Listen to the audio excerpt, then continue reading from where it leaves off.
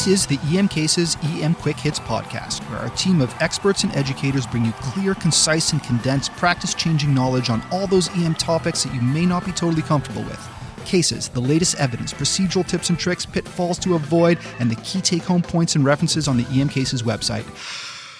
Quick, let's get on with it. First up, we got Tox Guru Emily Austin on organophosphate poisoning.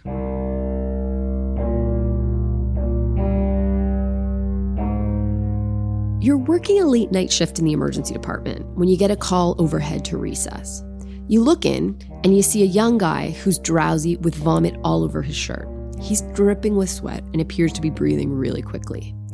Their paramedic that brought him in mentions to you that this guy told them he swallowed a pesticide that he'd brought back from his native country of Bangladesh about 2 hours ago. Your alarm bells start to go off. This guy is not looking good. His vital signs support your instinct. He's got a heart rate of about 40 and his blood pressure's around 90/60. Monitor is giving you a reading of an oxygen saturation of about 84%. Just before you go examine him, something tells you, I should probably get all gowned up. So you don a mask, a face shield, a gown, and some gloves. As the nurse is applying oxygen, you listen to his lungs. There's crackles and wheezes all over. Just before leaving the room, you look in his pupils. They're pinpoint. If you're asking yourself, could this really be a case of an organophosphorus pesticide poisoning here in my ED in North America? Well, you would be right. These cases just aren't something that we see every day. But across the globe, there's over 200,000 cases of acute pesticide poisoning seen every year. And occasionally these patients do present to us. Organophosphorus compounds are pesticides that work by inhibiting that acetylcholinesterase enzyme. Other compounds like carbamate pesticides or nerve agents like sarin, for example, inhibit this enzyme too, and the clinical picture of presentation is really almost indistinguishable. These patients classically present with the cholinergic toxidrome. Here, I like to fall back on a little bit of pathophysiology to help me remember what's going on. Basically, there's excess acetylcholine at the muscarinic receptors in the parasympathetic nervous system. So patients can have diarrhea, vomiting, drooling, they might be incontinent of urine, and they're often going to have pinpoint or miotic pupils. There's a bunch of mnemonics out there to help us remember these symptoms, things like dumbbells and sludge. But really, the most important one is that of the killer bees, standing for bradycardia, bronchorrhea, and bronchoconstriction. It's the cardiorespiratory failure that's going to kill these patients and cause serious morbidity. Keep in mind that when somebody's poisoned with an organophosphorus pesticide, they will also get excess acetylcholine at a few other systems. So one, in the central nervous system, causing maybe seizures and lethargy. Two, at the neuromuscular junctions, that's going to lead to fasciculations, weakness, and even paralysis. And finally, at the nicotinic acetylcholine receptors of our sympathetic nervous system. And here we can get a tachycardia and mydriasis, which really offset some of those parasympathetic symptoms I mentioned earlier on and can kind of make your clinical picture a little less classic. To state the obvious, these patients are super sick. They require aggressive supportive care, so oxygen, airway, ventilatory management, IV fluid boluses, and diazepam if they're seizing. Take a moment here to ensure that your team has appropriate personal protective equipment on. And as soon as possible, try to decontaminate the patient. So remove any clothing that's got vomit or maybe the pesticide on it. And when there's a chance, try to have somebody clean their skin with some soap and water. More than anything else, there's a couple of really important antidotes that we need to be giving as part of this resuscitation. The first, and definitely the most important one, is atropine. Atropine is going to block the muscarinic receptors in the parasympathetic nervous system, and it's going to lead to improvement of that cholinergic toxidrome. The best way to give it to these patients is by following the dose doubling protocol. So give 1 to 2 milligrams of atropine to start, and then reassess your patient for persistent signs of toxicity about every 5 minutes. If they're still toxic, give another dose of atropine at double that initial dose. Continue to double the dose every 5 minutes until your patient has a clear chest and is more hemodynamically stable. So like their heart rate's about over 80 and they're, for example, not hypotensive. At that point, you're going to start an infusion of 10 to 20% of the total dose of atropine per hour. There's no maximum dose of atropine. Some patients can need well over 100 milligrams, although in a moderately poisoned patient, it's usually around 40 milligrams. It really depends on the dose and the type of pesticide that this patient's been poisoned with, and we actually rarely know that exact info. The second antidote to give is a drug that's going to restore the acetylcholinesterase enzyme. Here in North America, we use pralidoxime, which is also called Tupam. The evidence around giving pralidoxime is a little bit murky, but there's really very little harm, and so it's generally recommended to do so. There's no evidence to guide dosing, so make sure that your poison center is involved if you haven't reached out to them yet. They can help guide you. As a final point, these patients are obviously sick. All that atropine is only going to make a difference in treating the muscarinic symptoms. Patients can still develop respiratory muscle weakness despite not showing any signs of cholinergic toxicity. They need to be admitted to a monitored setting and they need to be watched pretty closely. So, in review, poisoning with an organophosphorus pesticide presents most classically with symptoms of the cholinergic toxidrome. Think about your parasympathetic system in overdrive and those killer bees of bronchorrhea, bronchoconstriction, and bradycardia. Remember, though, that they can also be weak, be seizing, and lethargic. Aggressive supportive care and antidote therapy with atropine and pralidoxime are indicated. The way to give atropine is to follow that dose doubling protocol. Start with 1 to 2 milligrams and then double the dose every 5 minutes until your patient's got a clear chest and is hemodynamically stable. At that point, you're going to start an infusion. So, huge parasympathetic nervous system activation with these cholinergic pesticides and sarin organophosphates, which of course causes wet stuff. Diarrhea, pee, vomit, salivation, tears pouring down the face, fluid filling the lungs. I jog my memory by thinking of it as the opposite of an anticholinergic toxidrome that we see a lot more of. But the really important deadly effects in the initial resuscitation of these poisons are the killer bees: bradycardia, bronchoconstriction, and bronchorrhea. Give atropine in big doses, 1 to 2 milligrams IV to start, then double the dose every 5 minutes until they're hemodynamically stable, then start an infusion. And don't forget pralidoxime for your exams. Up next, the mastermind behind the CASTED course, Arun Sayal, on the importance of meticulous assessment for rotation in metacarpal fractures and why it's so important. A quick fast-track case, folks. A 24-year-old right-handed male playing football yesterday fell. He's got a sore right hand and an x-ray is done. You go to pick up the chart, you take a look at the x-rays, you see an oblique midshaft fracture of the second metacarpal, and it's in anatomic position in all 3 views. Then you head over and meet the patient, and you confirm it's an isolated injury. The patient has a closed injury. It's swollen, well-aligned, neurovascularly intact. There's isolated tenderness over the second metacarpal, clinically confirming what's seen on the x-ray. So a pretty quick case, just need to immobilize it and arrange follow-up. Sounds pretty simple, but I just want to spend this segment chatting about a subtle, commonly misdiagnosis seen with acute hand injuries and present in this case, and that's malrotation. So here's our single teaching point. When examining patients with suspected metacarpal or phalanx fractures, assess for rotation. It's an absolute must as part of the acute hand exam. Why? A, because it's commonly missed. B, because rotation will never get better unless it's formally addressed.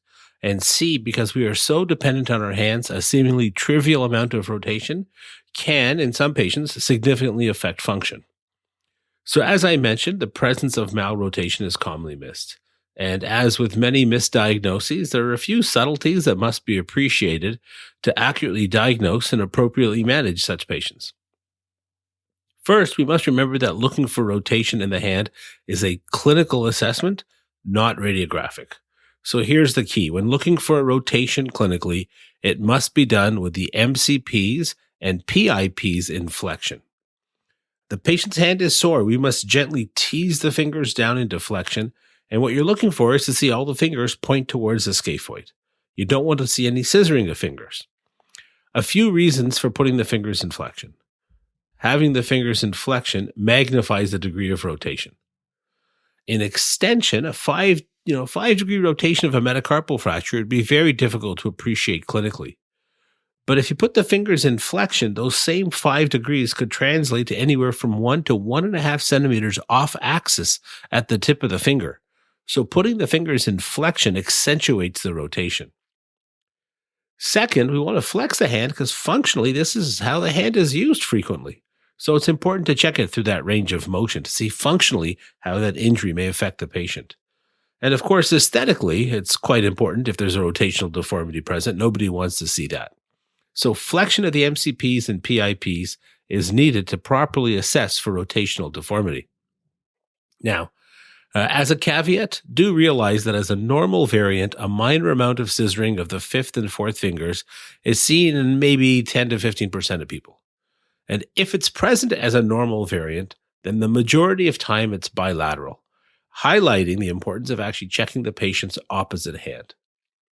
Now, if there's asymmetry between the two hands, always ask if there's a previous injury. Sometimes what we're seeing may not be an acute finding and may relate back to a remote injury years ago, which of course, if it's a remote injury, that won't be amenable to correction by some closed method for you in the emergency department.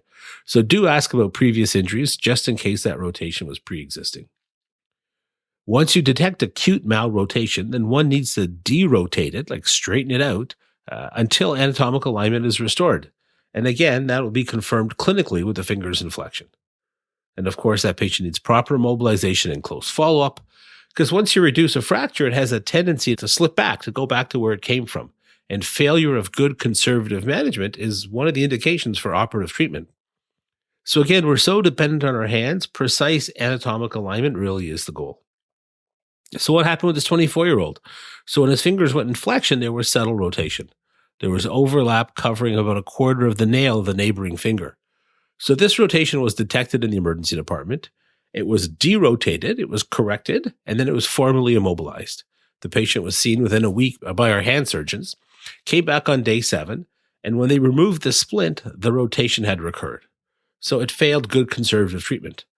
The surgeon booked the patient for surgery the next day. The following day, the patient had a closed reduction done in the OR, and a couple of K-wires were placed to hold it in place, and the patient managed fine. But if this malrotation was detected after the fracture healed, say during week 2 or week 3 or even later, then a closed reduction may not have been possible because the fracture would have healed.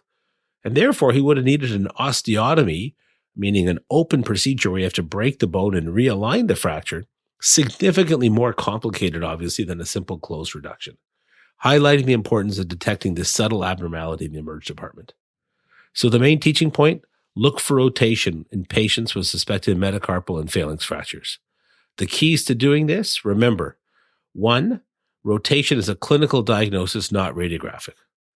2, it needs to be performed with the fingers gently placed in flexion, and then looking at the nail beds, making sure they're pointing similar to the opposite side. And again, 3, as I mentioned, always compare to the opposite side.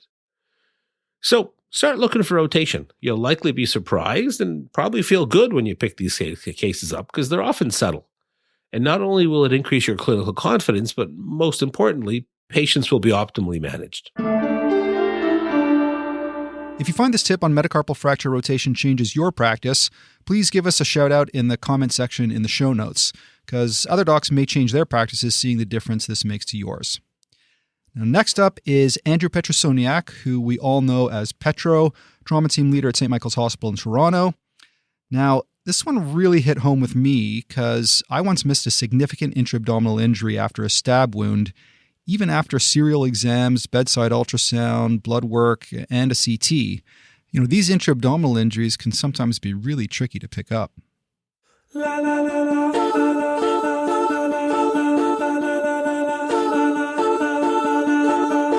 Let me tell you about a case I had recently.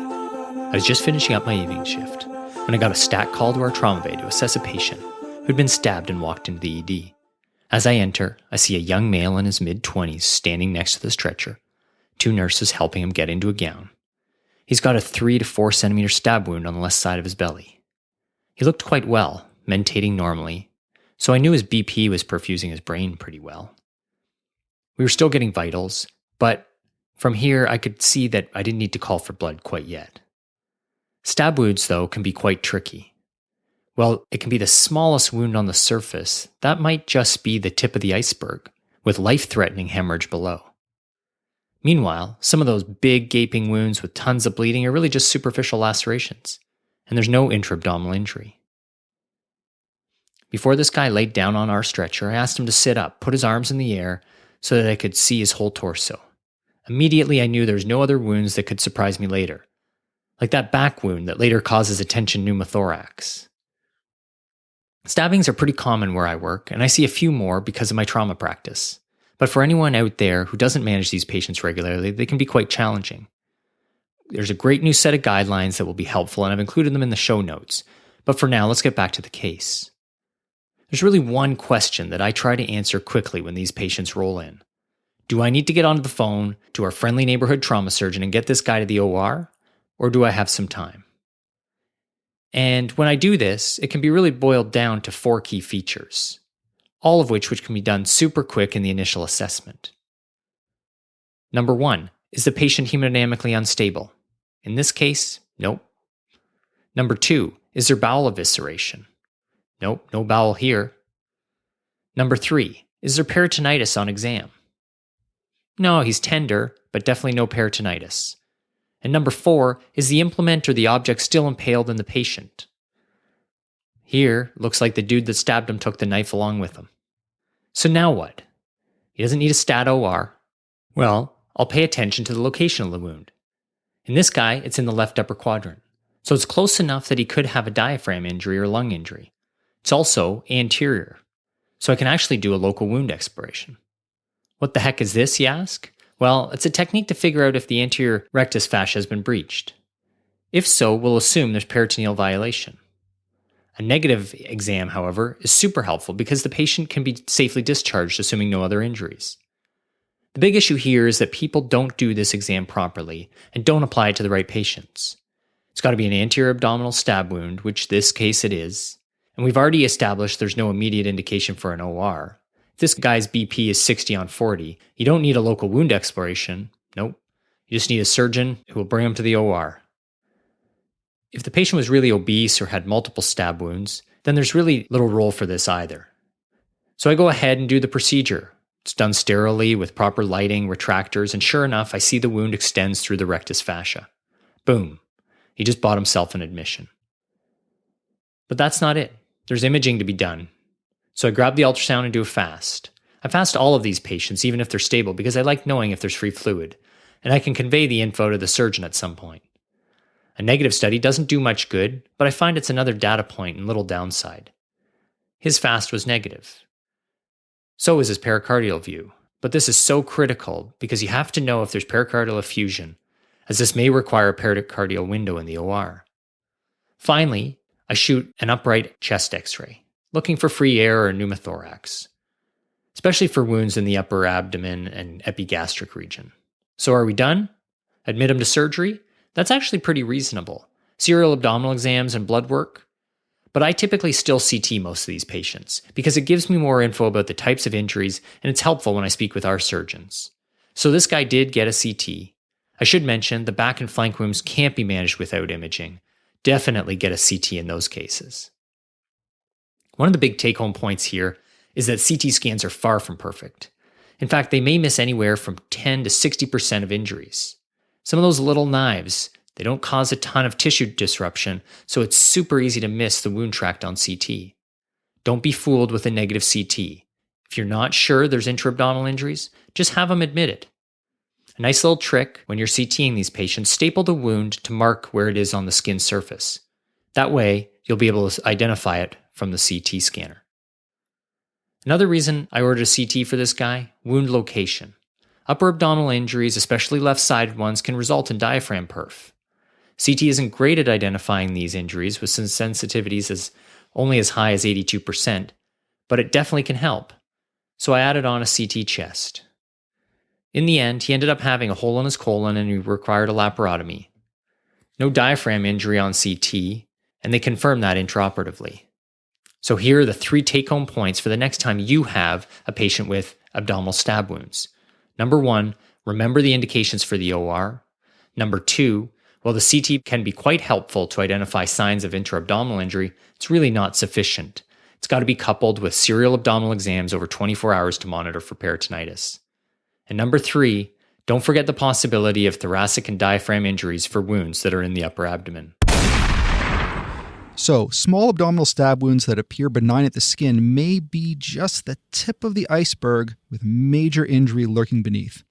Remember that CT will miss about 15% of these injuries, and so you need serial abdominal exams over 24 hours, which is the mainstay of management to monitor for peritonitis. And any stab wound above the umbilicus should probably get a CT thorax as well to look for diaphragmatic injuries. All right, next up, Swami on nebulized TXA. We're using TXA for pretty much everything now, so why not nebulize it? What do haloperidol, procainamide, ketamine, and TXA have in common? These are drugs that have been around for a long time, and we're finding more and more reasons to reach for them instead of newer, more expensive drugs. TXA came back into the picture with the CRASH 2 study in 2010. As a reminder, that study showed a 1.5% mortality reduction in major trauma, giving an NNT of about 65. We also found out from that study that the TXA needs to be given within 3 hours to really get that benefit. Since then, we've seen a lot of work trying to find more places where this drug can be used. In 2017, we had the woman trial looking at TXA in postpartum hemorrhage. They found no reduction in the composite endpoint, but there was decreased death by about 0.5%. There was no reduction in hysterectomy, and there was an increased benefit if given, again, within 3 hours. There's been mixed evidence in terms of upper GI bleed in the use of TXA. A Cochrane review in 2014 showed a modest benefit, but the studies were flawed. A Best Bets published in 2012 in the Emergency Medicine Journal found inconclusive evidence. Overall, I'm not sure that we should be using it in GI bleed or not. We just don't have ample data to say whether it works or whether there may actually be a harm. Recently, we've seen 2 new indications for considering use: post-tonsillectomy hemorrhage and hemoptysis. Post-tonsillectomy hemorrhage is an uncommon thing that we see. It usually happens post-op day 5 to 10 as the fibrin clot starts to slough off. It can be impressive, and it's easy to lose a patient's airway in these situations. In addition to that, you can actually see patients who bleed out. When there's massive bleeding, the key is to get direct pressure on the area that's bleeding. That can be more complicated than it sounds depending on the amount of blood that's coming out, but when I've had these cases, I've taken 2 pieces of gauze, stuck them in the back of the kid's throat, and pressed laterally as hard as I can. Not something that the kid really likes. No matter what you do, you're going to need an ENT there to help you to control this bleeding in the operating room. When the bleeding is less, you can try things like injected epi into the area, but again, this can be hard to figure out exactly where to inject when there is massive bleeding or at least significant bleeding going on. The use of TXA may be something that we can look at. There's some ENT studies looking at prophylactic use of TXA, but they haven't really had good outcomes. There was a Cochrane review that seemed to be going forward, and then it was withdrawn. And so what we're left with are simply case reports. In the Annals of Emergency Medicine in 2018, there was a case report published of a 3-year-old with significant bleeding. The providers were unable to localize exactly where the bleeding was coming from, and so what they ended up doing was nebulizing 250 milligrams of TXA, and there was control of bleeding in 5 to 7 minutes. That's pretty impressive. So how would I do this if we needed to do it for a post-tonsillectomy hemorrhage? I would start with nebulizing TXA at the start, 250 to 500 milligrams nebulized. I'd have all my airway equipment at the bedside, double suction set up, and I would have ketamine ready to go. If the TXA stopped the bleeding within a couple of minutes, fantastic. ENT comes in, patient goes to the OR, and everything's over. If the TXA doesn't control the bleeding, or if the patient is becoming unstable or has difficulty protecting their airway, I would use the ketamine to facilitate direct pressure onto the area. Again, I'm going to do this with 2 thumbs covered in gauze, and then I'm going to soak that gauze in tranexamic acid. Maybe that's going to provide a little bit better control. Ketamine, of course, is going to be tricky here. You can still lose an airway, so you need to be ready to take over that airway immediately if that happens. Now, the other area that we've recently seen TXA come up is in hemoptysis. The buzz recently came out of an article that was in Chest 2018. This was a randomized, non-blinded, placebo-controlled trial. What they found was that nebulized TXA reduced the time to bleeding cessation and decreased the hospital length of stay. Now, this isn't directly applicable to emergency medicine because I don't really care about the patient who just has a little bit of hemoptysis. That's something that can be managed on the inpatient side. And all of the patients with massive hemoptysis were excluded from this trial. I wouldn't rely on TXA at this point for this indication. My approach here would, 1, to be calling somebody who can manage this. That means a pulm critical care person, somebody who can bronch the patient. We also want IR and CT surgery on board because the patient may need those resources as well. I'd have all my airway equipment at the bedside, and while I'm setting all of this up, I'd nebulize tranexamic acid 500 milligrams. Again, if that works, fantastic, bleeding stop, and you look like a pro.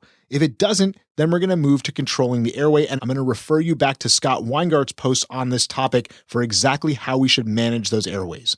So let's sum it all up. Tranexamic acid is a cheap drug. It's an old drug. It's one that's been around for a while, but it's coming back into vogue. And the two new indications we're seeing are in post-tonsillectomy hemorrhage and hemoptysis. We don't have great data to guide us on management of either of those conditions, but this may be something to try while we're getting our other equipment set up to take over the patient's airway or to move forward with management.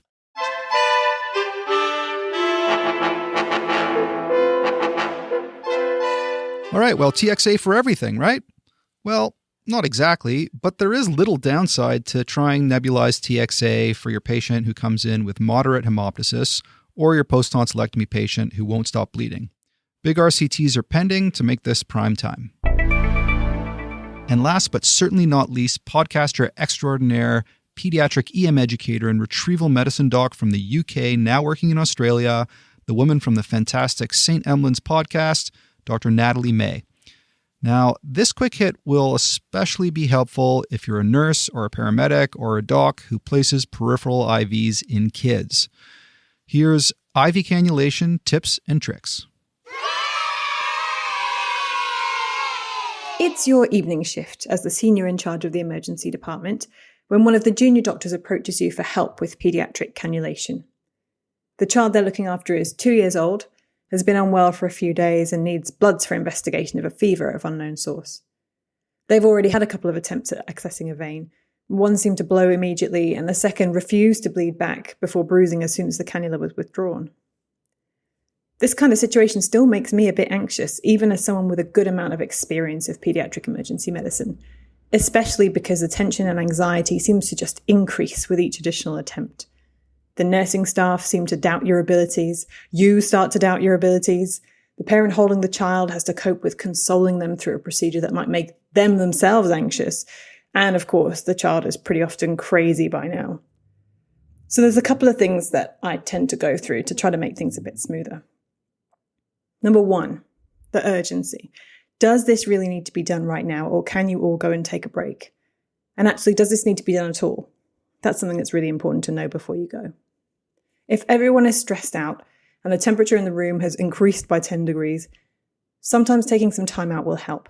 And in that time, get the parent to encourage the child to drink because well-filled veins are easier to find. In our ED, we also stock a freezer full of ice blocks or ice pops or ice lollies, which are a good substitute for the child who isn't keen to drink or has got a sore mouth. You might also need some additional topical analgesia like Emla, Amitop or Angel Cream. Number two, optimization. Just like intubation, it's rare that you have to get the tube in right now. So time spent preparing and optimizing in advance is never time wasted. It's often the secret to success. Consider whether you need extra staff for distraction, for holding the child's limb, for helping with securing the line afterwards. Consider positioning the child differently, particularly if they're wriggly. Make sure everyone is comfortable so they can hold their positions and they won't need to move at a critical moment. Get all the equipment you might need ready and accessible. That includes steri-strips and dressings, limb boards, flushes, and blood bottles. And if you're going to take blood samples, think about how you're going to do this. Will you drip directly into the pediatric bottles or aspirate from the hub of the cannula with a needle and 3mm syringe? I like to have both options available. Number three, use your eyes. Have a really good look at all 4 limbs before you commit yourself. Avoid light shone directly onto clean skin. You'll get a shine back that makes seeing even harder. Inexperienced pediatric cannulators often stick to what they know in adults, the veins of the antecubital fossa. And this is often one of the trickier places for pediatric cannulation, particularly in babies and toddlers. Knowing that there's a vein running across the proximal half of the 4th metacarpal, have a look at your own hand here, and joining with another vein to run between the 4th and 5th metacarpals is particularly useful in chubby toddlers. The great saphenous vein just anterior to the medial malleolus has been a source of victory for me in the past. And the place I like as a rescue cannula location is the palmar aspect of the wrist. You'll usually find at least one very superficial but very straight tiny vein there. You can usually only get a 24 gauge line in these veins, but it's often better than nothing. Number 4, use better eyes. Ultrasound can be helpful if you can't see anything at all. I find that actually adding ultrasound into an already wriggly child makes life a bit harder, but it can be useful to confirm that the veins are where you think they are. Just be gentle with the probe pressure. For older kids, you can use it exactly as you would for a difficult to cannulate adult. Number 5, go low, go slow, be patient. Use an angle of insertion that's really flat along the skin and advance slowly. Flow rates through smaller cannulae are slow, so it may take an extra half second for you to see the flashback in the cannula barrel, and by that time, if you're still advancing, you may be out of the other side of the vein. Going slowly allows you that extra responsiveness. Pre-flushing the cannula itself with saline is a tip from some pediatric anaesthetists I know. It only works with non-safety cannulae because you need to be able to put the needle back in afterwards, but it does make the flashback a little easier to see. And number 6, secure it as though your life depends on it. This usually means with steri strips first, then checking it still flushes, and then applying a dressing such as Tegaderm with a limb immobilization board or 2, and then some bandaging. There's some really great advice at Don't Forget the Bubbles at the Songs or Stories blog and at the Royal Children's Hospital Melbourne site around paediatric cannulation. And if you're the person asking someone else to help you out after unsuccessful attempts, stick around to see what they're doing differently. You might learn something. Right, here's a quick review of the quick hits. So your priorities in the sick organophosphate poison patient are the killer bees and high-dose atropine. For metacarpal fractures, check for rotation every metacarpal fracture you see. What about abdominal stab wounds? They can be just the tip of the iceberg. Not even CT is perfect, so most need observation for 24 hours. If you get a patient with moderate hemoptysis or a post-tonsillectomy bleed, try nebulized TXA. There's really little downside. For pediatric IV cannulation, decide on the necessity and urgency. Ask yourself if the IV needs to be placed now, or can you delay while the child drinks or sucks on a popsicle and settles down. Optimize everything in advance. Consider topical analgesia like EMLA. Get all your equipment, assess all limbs before committing to one location, and gather your staff that you'll need. Have a good look with your eyes and POCUS. The back of the hand is likely to have a higher success rate than the antecubital fossa in the pediatric population. Remember, go low, go slow, and finally, secure the IV as if your life depends on it. Next time on the EM Cases EM Quick Hits podcast, we'll have 2 special guests, David Yerlink on drug interactions and Howard Ovens on the best way to handle violence in your ED. And by the way, there's only a few spots left for the EM Cases course on June 24th in Toronto, so act fast. And by the time you listen to this podcast, the EM Cases Quiz Vault will finally be up and running on the EM Cases website. Just sign up and you can customize your own quiz. Would love to hear your feedback on that. So until next time, together, we're smarter.